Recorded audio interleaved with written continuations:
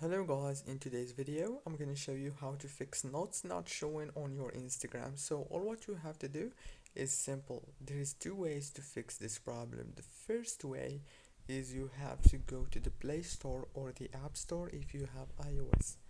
Open the Play Store or the App Store, go to the top here and search for Instagram. After that you will find this update option right here.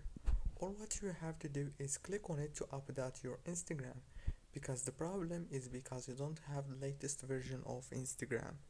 That's why you can't see the notes future. The second way to fix this problem is by uninstall Instagram on your phone and then reinstall it again, and you will find the notes future. Don't forget to like and subscribe, and thank you very much for watching this video until the very end. See you later. Thank you so much.